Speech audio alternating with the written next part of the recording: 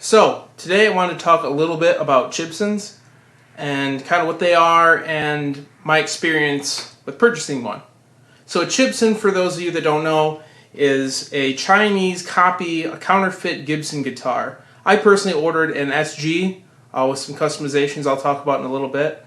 But typically they look like Gibsons, they look like Les Pauls or SGs.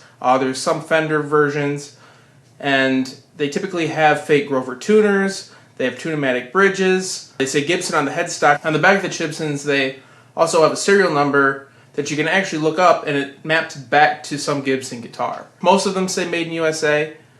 These are kind of a problem in the secondary market. If you don't know what to look for, these guitars can be very, very deceiving. So let's get into why I bought a Gibson. Number one, I was curious.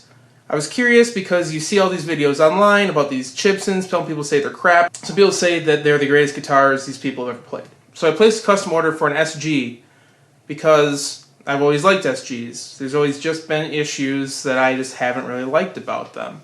So I figured a custom order, I can get rid of some of those issues and get the guitar that I've always wanted that I can't seem to find. So I paid about $300 for this custom SG. I wanted a carved top like a Les Paul. I wanted the jack on the side like a Les Paul. I wanted stainless steel frets, an ebony fingerboard. I wanted a one-piece neck and body, and I wanted a case with it. So you'll see how many of those I actually got. So I ordered the guitar in March of 2018, and throughout the process the seller was very responsive. The English wasn't the greatest, so I think there were some things lost in translation.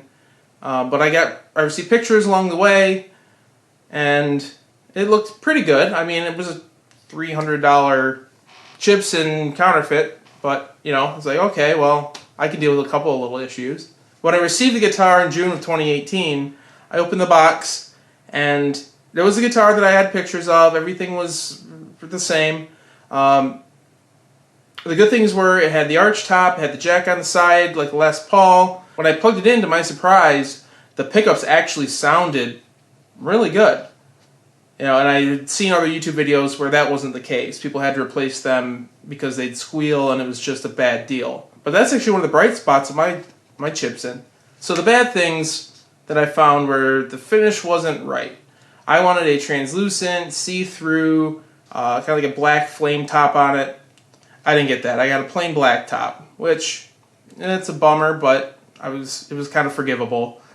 When I played the guitar, I noticed the setup wasn't that great. It seemed like the frets had been leveled quite right, kind of didn't play the greatest, but I figure I could take care of that, no big deal.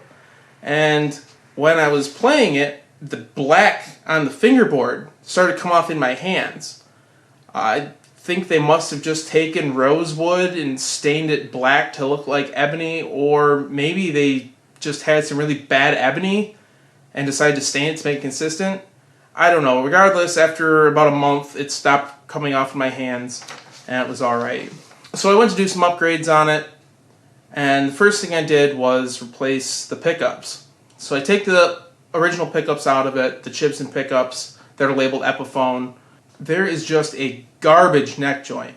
Like, I requested a long tenon neck, which means that the neck actually goes back into the body further. And it did. They just routed out the entire area around that, where the neck meets the body of the guitar. So there was really no side support for this thing. It looked like a piece of lumber just thrown in there and glued in place. So I actually went out to the Home Depot, got some epoxy, and epoxied up around that to kind of build up some material so that the neck didn't, you know, snap off.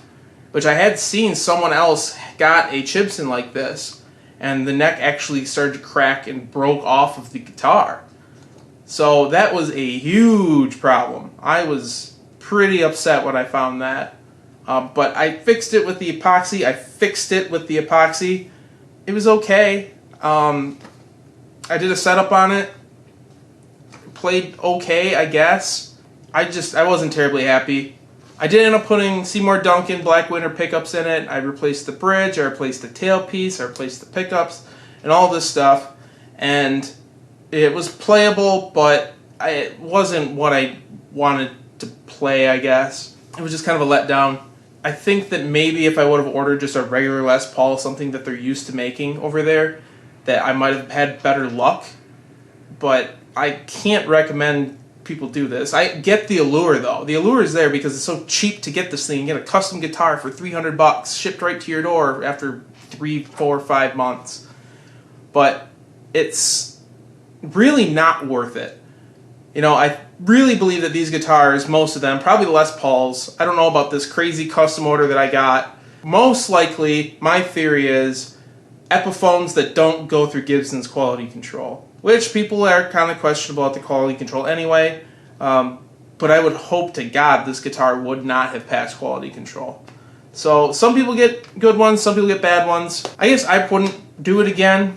It might be interesting, I guess, to see what they're like now. Maybe they've made improvements. If anyone has bought one in the last year or so, let me know down in the comments. I'd love to hear your story, or if you've made a video on it, I'd love to see that as well. So if you haven't already, please consider subscribing. I'd really appreciate it. I really want to grow this channel. So have a good night. Thanks.